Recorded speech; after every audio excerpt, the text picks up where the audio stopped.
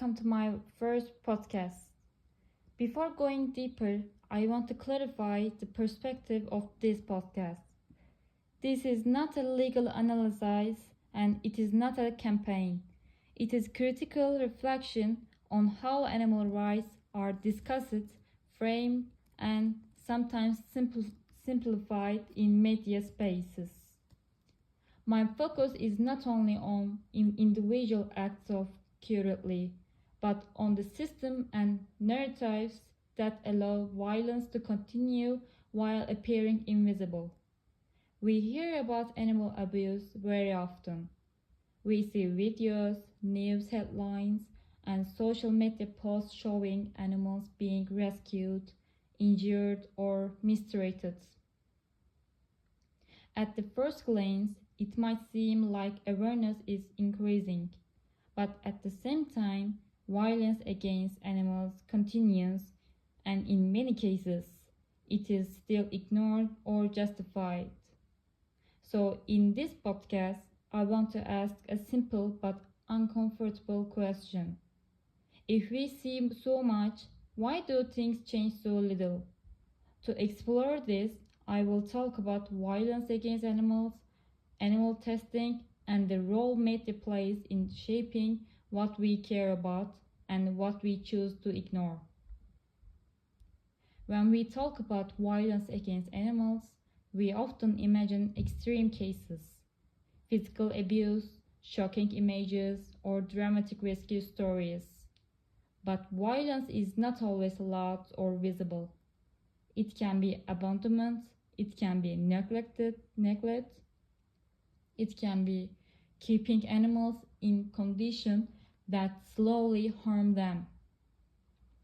What is interesting and disturbing is how often this kind of violence is normalized.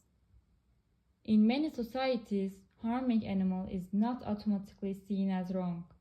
It becomes acceptable when it serves a purpose: food, profit, entertainment, security. Animals are often treated as objects or resources rather than living beings. And when that happens, suffering becomes easier to justify. Even legal systems reflect this mindset. In many places, animal protection laws exist, but they are weak or rarely enforced.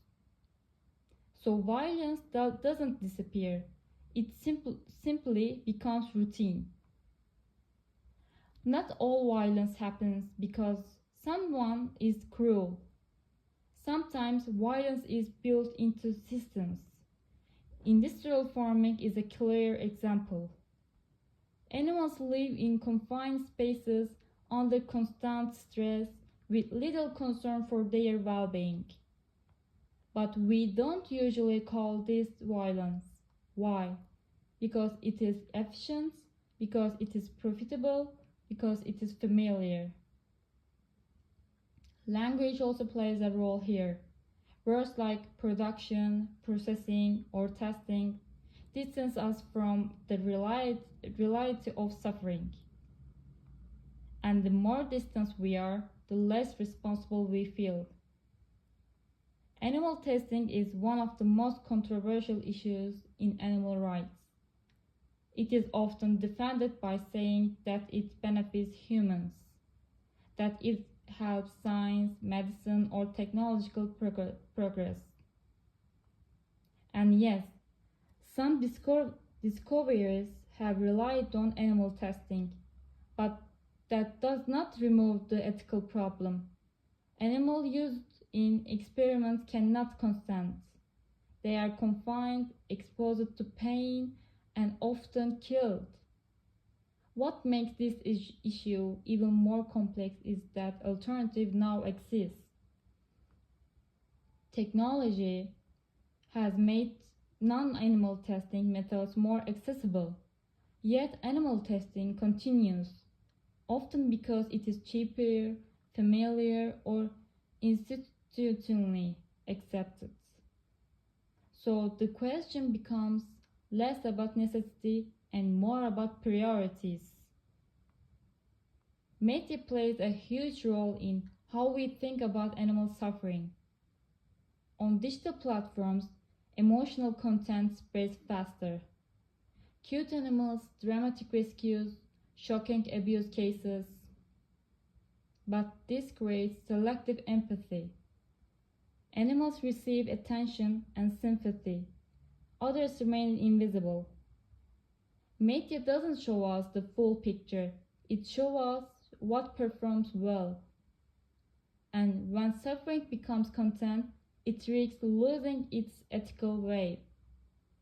We react, we feel sad or angry, and then we scroll. Visibility, in this sense, does not always lead to responsibility. When we talk about animal rights, it is easy to focus on extreme cases. But the more uncomfortable reality is that harm often exists in ordinary, socially accepted practice. Media has the power to expose these realities, but it also has the power to hide them through selective intention.